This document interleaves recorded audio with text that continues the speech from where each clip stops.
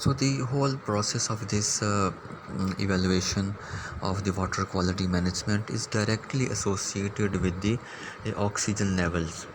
If you have a concept of biochemical oxygen demand, the similar concept is being implemented in this case as well. And what actually happens that we try to evaluate that this much oxygen deficiency has taken place at this much time interval and at this specific location. So this is our target to analyze.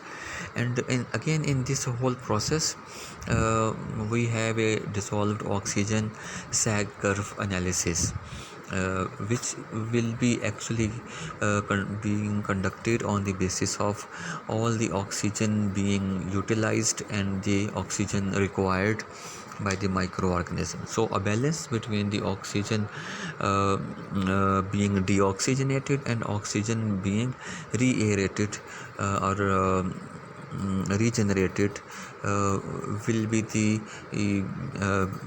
fundamental point on the basis of which we will be conducting whole this analysis.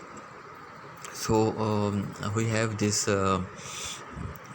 cross-sectional view of our rivers, and just imagine this black line, and this black line is actually showing the oxygen dissolved in the water bodies.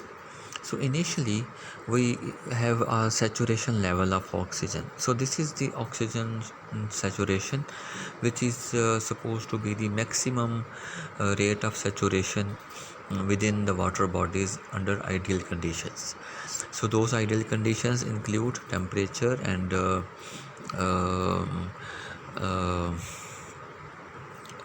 temperature as well as the availability of the organic content. And then as you know that at different temperatures we will be having different kinds of saturation levels in the water bodies. So the maximum saturation of the dissolved oxygen takes place at 0 degrees centigrade, and it is 14.6 milligrams per liter. Then at 20 degrees centigrade we have 9.17 milligrams per liter of the saturation. Then at 30 degrees centigrade we have 7.63 milligrams per liter of the dissolved oxygen saturation. So gradually, with the increase in temperature, the dissolved oxygen level is being reduced.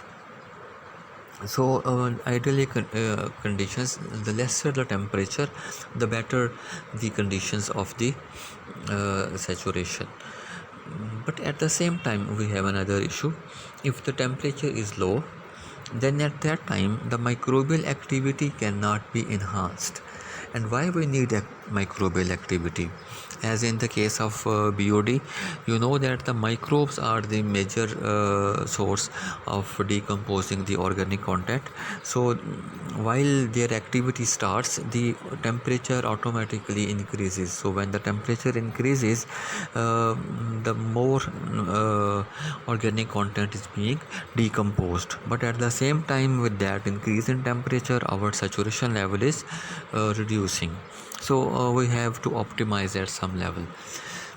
So back to this curve, black curve.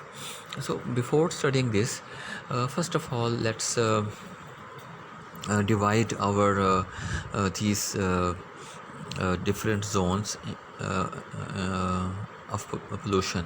We have 5 pollution zones within this water body, and if we have a cross-sectional view, you can observe the first one is clean zone, and it is called clean zone because we have a maximum saturation level and there is no additional water